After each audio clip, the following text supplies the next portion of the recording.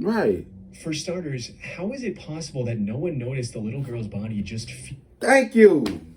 Thank you. How the fuck I ain't noticed her body there? Somebody must have did something to it. And that's what they say. Oh, she disappeared. Come on now.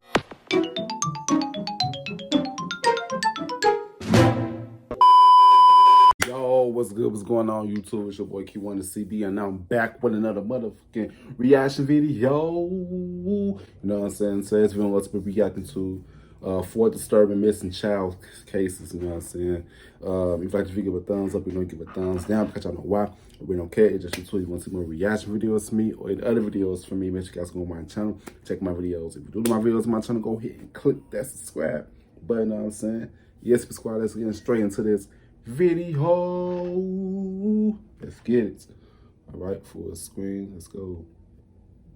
Jared Adedero. On the 2nd of October 1999, at around 11:30 in the morning, 2 men came across a very young boy while fishing at a campsite on the Big South Trail, which is a part of the Arapaho and Roosevelt National Forest in Colorado. And while running into a lone child in the middle of nowhere is cause for concern, the 2 fishermen saw a group of hikers about 80 to 90 feet ahead. They figured that the child was a part of that group since after a brief conversation, the child ran off toward the group they saw.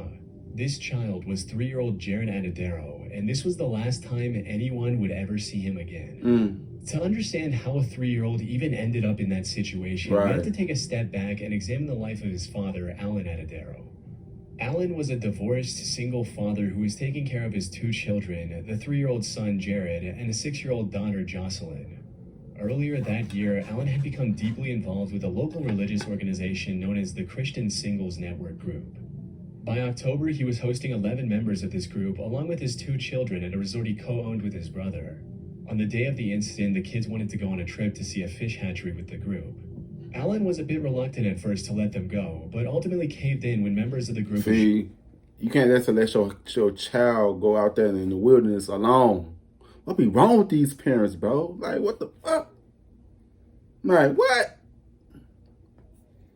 Oh, Lord Jesus. No, it's all types of creatures and shit out there. The hatchery and come right back with the kids. However, for reasons that remain unclear, unbeknownst to Alan, the planned visit unexpectedly transformed into a 15-mile hike along the Big South Trail, commencing at around 10 a.m. Taking 2 young kids on a lengthy hike without their father's permission, this was mistake number 1. Right. The second, and arguably the worst mistake the group made, was that no one took explicit responsibility for the kids. Everyone just assumed that someone else was looking after Jared and Jocelyn, when in reality, no one was. To make matters worse, the hikers had split into 2 groups, those walking faster and those lagging behind. This separation made it nearly impossible to keep track of the kids' whereabouts. About an hour and a half into the hike, Jared reportedly interacted with 2 fishermen before running off towards a group of hikers. Now, this is where things get a bit murky. From what I can gather, it's unclear whether he was somewhere between the 2 hiking groups or if he had already passed them entirely. The hikers seen by the fishermen might not have even been a part of the same group. Sadly, this was the point where Jared vanished. However, it wasn't until 12:15 p.m. that the Christian group realized that they hadn't seen him for over an hour. Panic set in, and some members of the group rushed back to the resort to inform Alan. He wasted no time, immediately driving frantically to the trail while beating his chest and saying, quote, "They lost my baby, they lost my baby." In the meantime, his resort manager filed a missing person report and got the rangers involved in the search. Since this was a fairly active hiking trail, the rangers in the area had plenty of experience finding missing people. So much so that the sheriff at the time stated, "Absolutely, I thought we would find him. Yes, it was a child, but my thought was we should be able to get in there with our people and do what we do and what we have done hundreds of times, find the person. It might take a few hours to find the child crying or hiding someplace nearby, but we would be done before midnight." He even instructed his subordinates to wake him up when they found Jared, but the news never came. After almost a full day of searching, Jared remained missing and the hopes of finding him alive began to wane. Things went from bad to worse when the helicopter that was searching for Jared stalled 100 feet in the air and crashed, injuring all 5 of its passengers. Damn. By October 7th, over 200 professional searchers, a dozen dog teams, professional trackers, a dive team, and a plane were doing everything they could to locate Jared. or at least. Y'all wanna know what I think might have happened to him? He probably got into he probably got into that river. The river probably flipped his ass away. He probably drowned to the waterfall somewhere. You know what I'm saying? If you can't find him, he's somewhere. He's somewhere. Or he probably got ate by some. Or it's like I must have kidnapped him. You know what I'm saying? That's all the options that I got so far. That's the video. Some clue that could answer his mysterious disappearance. Tragically, after 5 grueling days with no leads, the search for Jared came to a heartbreaking halt on the 8th of October. It became a massive story in the media and even led to the Colorado governor signing the Amber Alert plan into law. Jared's case, however, remained completely cold. And he was a Capricorn just like me. He was a Capricorn just like me. His birthday. Or 2003, when 2 hikers named Gary Watts and Rob Osborne found some tattered clothes and a sneaker about 500 feet above Jared's last known location.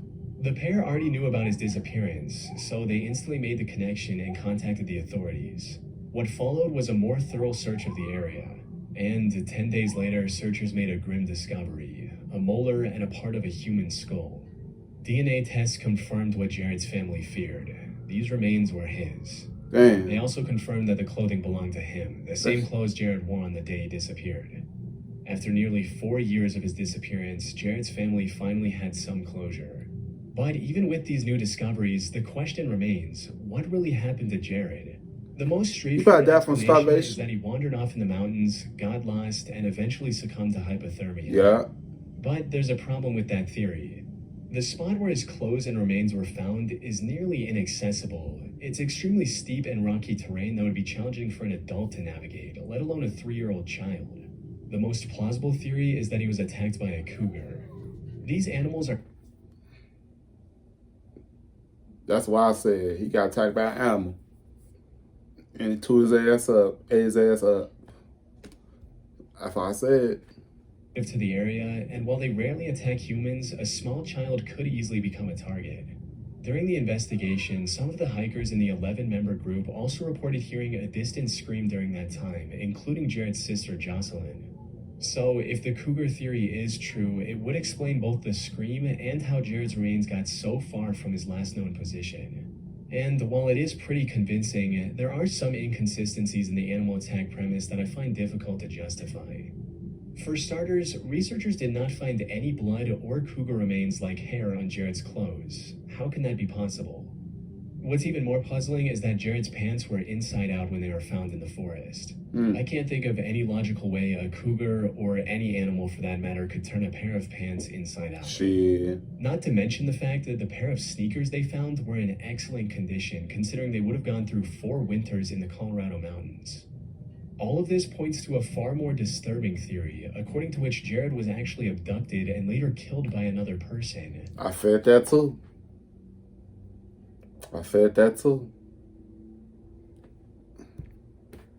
And the reason his sneakers were in such good shape was because the kidnapper likely scattered Jared's remains on the mountain years after the incident.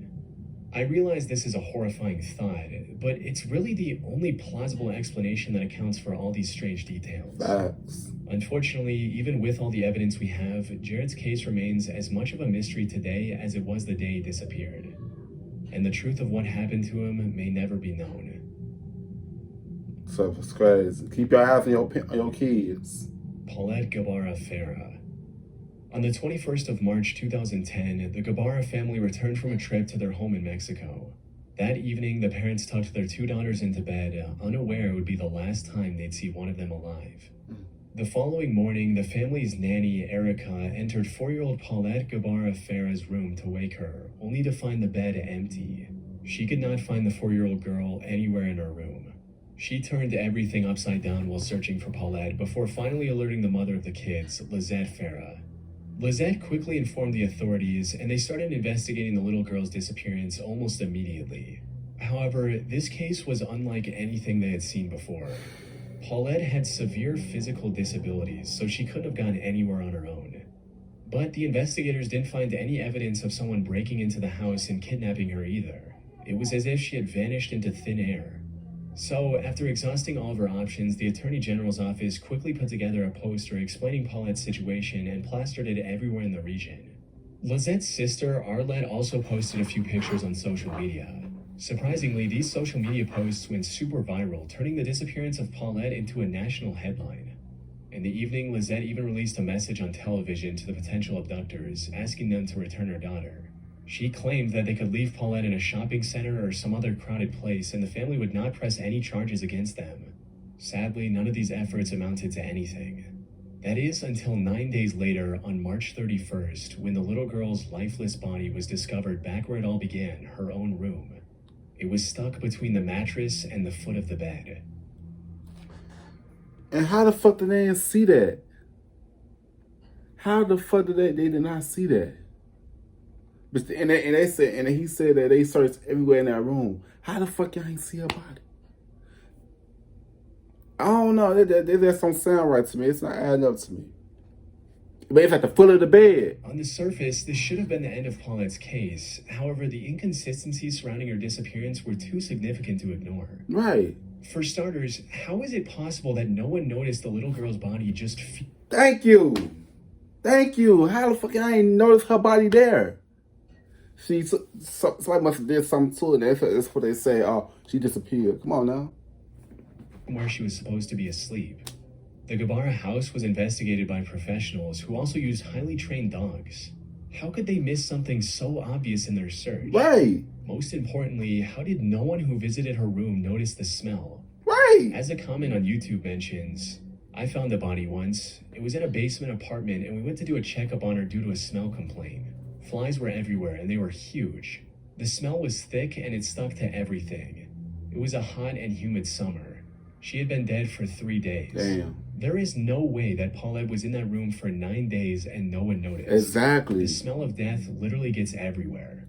Now, if the room was immediately taped off after Paulette's disappearance, all of this could have been potentially explained as nothing more than incompetence by the investigators. But in reality, the room had many visitors in the days after the incident, including guests who slept in that same bed for multiple nights. Right. Lizette even gave an interview sitting on top of the bed where Paulette's body was later found. How did she not notice? The only logical explanation for all of these questions is that Paulette's body wasn't under the mattress during the initial searches. Exactly. Instead, it was placed there later by someone, possibly one or both of her parents. According to the official coroner report, Paulette moved onto the bed on her own and fell headfirst into the gap between the mattress and the frame. There, she asphyxiated and passed away before her nanny, Erica, came looking for her in the morning. But the evidence contradicting this official statement is a bit overwhelming. For instance, when the rescuers found Paulette, she was wearing dark trousers with a pink giraffe pattern. However, Lizette clearly showed the same trousers just days earlier while showing Paulette's belongings during an interview. See, it's how dumb criminals could be, bro. Like, they just don't understand that people will look. They will do detective mode. You know what I'm saying? People will observe shit. You guys be the most dumbest criminals. Like, she probably got locked up. The parents killed her. What's even more concerning is that during the official video where the authorities found the body, the investigators also uncover multiple bloodstains hidden in the sheets, some of which were the size of a soccer ball. At one point during the video, one of the investigators even remarks that they, referring to the parents, were beating up the kid.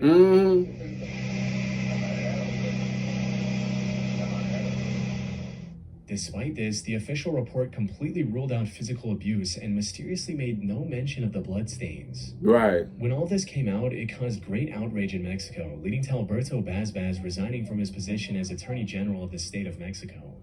From what I've read on this incident, everything about this case suggests a cover-up by the authorities. mother looks suspicious It's as hell. possible one or both of the parents accidentally killed Paulette while attacking her and came up with an elaborate scheme to hide their crime while also farming Probably did. attention.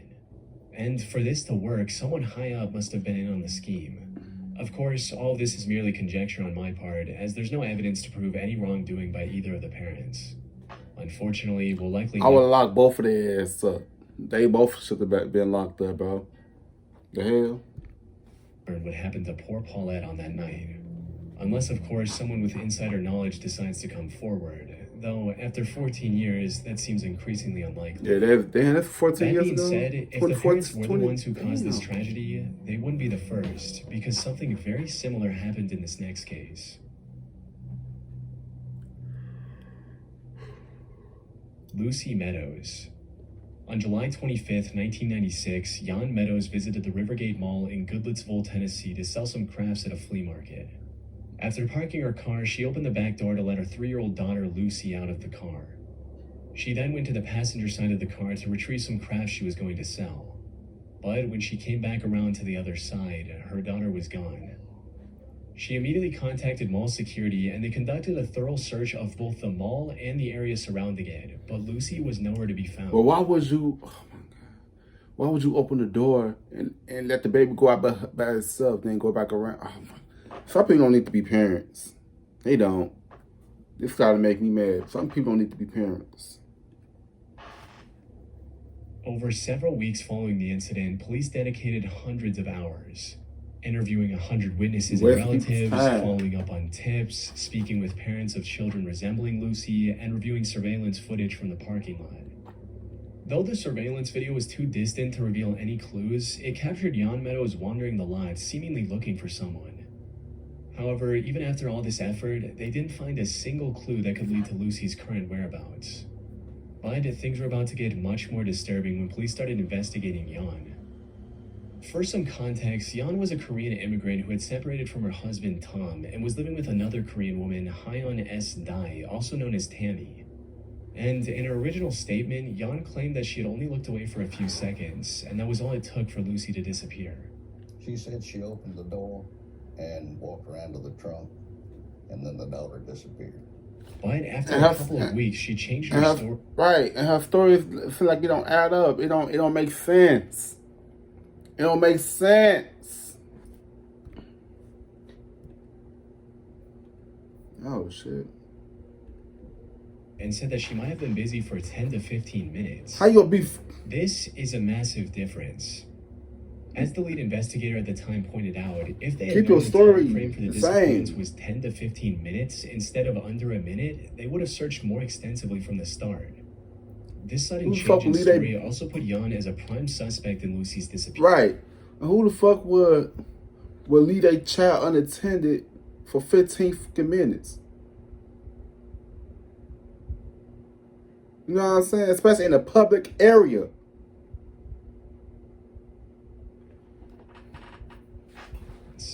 They put Jan under 2 polygraph tests, and she failed both of them.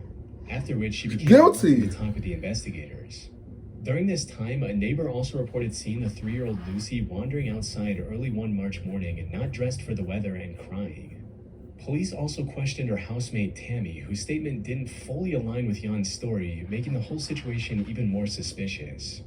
Police and the FBI then carried out an extensive search of the Meadows house, farm, and the surrounding area. However, they didn't find any evidence against Jan or Tammy, and the case was left wide open with no leads for the next 18 years. But then in November of 2004, a witness came forward. He claimed he saw Lucy lying on the floor at home wrapped in a blanket and looking like she could have been dead a day before her supposed disappearance. And while the police never released the name of this witness, I believe it was Daniel, Tammy's son, who would have been 11 years old at the time of the incident. If we take his testimony as truth, many of the inconsistencies in Lucy's case began unraveling. Lucy was likely already dead before her alleged disappearance on July 25th. Jan disposed of her body somewhere and then made up this abduction story to cleverly mask the truth. Wow. As for who killed Lucy, it could be Jan, it could be Tammy. Shame on you. And the cause of her death could range from extreme neglect to overwhelming abuse. We have no way of knowing. Abuse. And if Jan and Tammy have managed to hide the truth for over 28 years, it's unlikely they'll confess anytime soon. That said, the case is still open at the Goodlettsville Police Department. Who knows, maybe we'll see another witness come forward sometime in the future.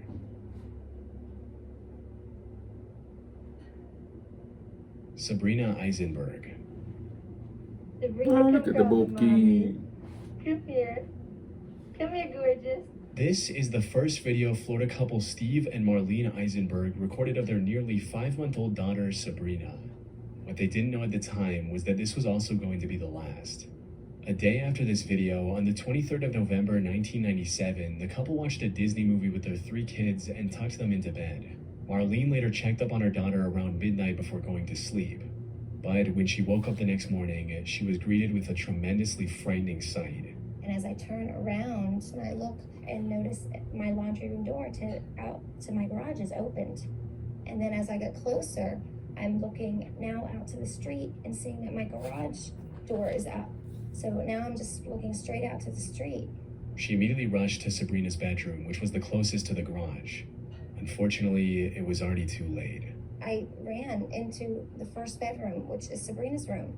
And I look in the crib and Sabrina's gone. And I scream. Oh my God. This shook Marlene to her core, which is quite apparent from her disturbing 911 call. That's a mother, a parent worst nightmare, to wake up that your child is missing. Man, bro. And you find out they died, bro. Oh my God. That's a parent's worst nightmare.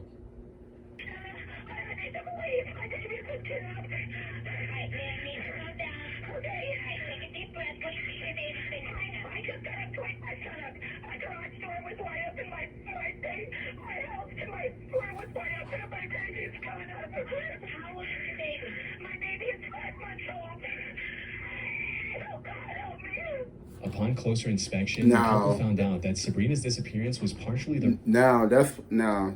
That's how you know when a parent don't have no parts of it. 'Cause, you know, most parents be all calm, my baby, but you can tell she is actually concerned about her baby is missing. You know what I'm saying?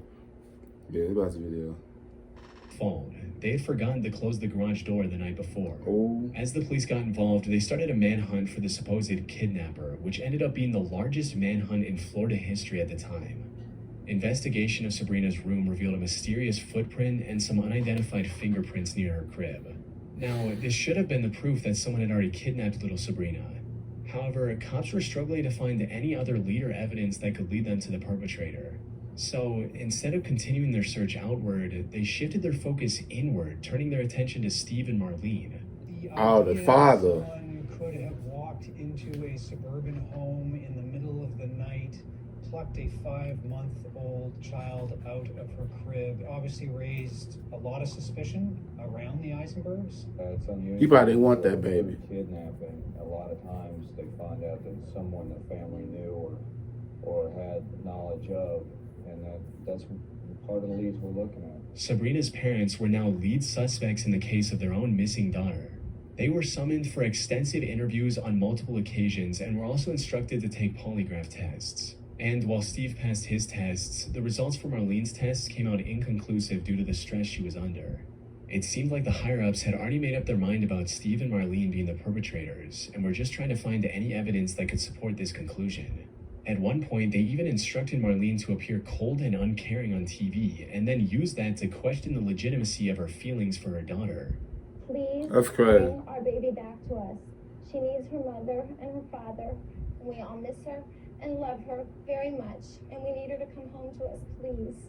It backfired because the perception was Not Nancy Grace.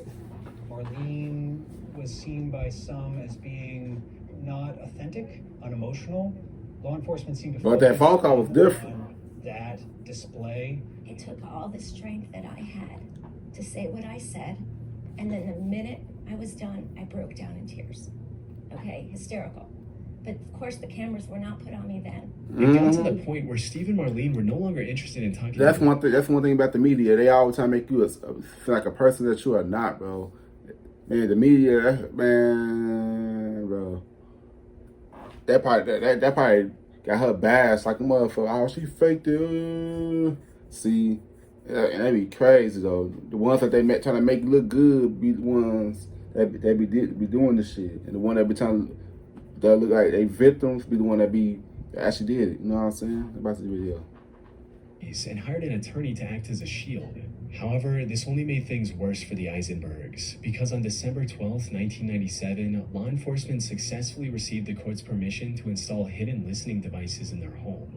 These devices remained active for almost 3 months and captured over 2,600 conversations between the couple. Oh. Police then used these recordings to build a case against Steve and Marlene, claiming that they had found evidence of the couple admitting to Sabrina's murder. Oh. These alleged transcripts included statements like, on December 23rd, 1997, Marlene said to Steve, "The baby's dead and buried. It was found dead because you did it. The baby's dead. No matter what you say, you just did it."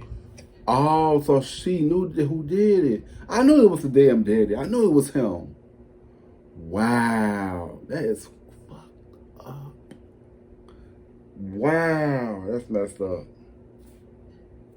Wow.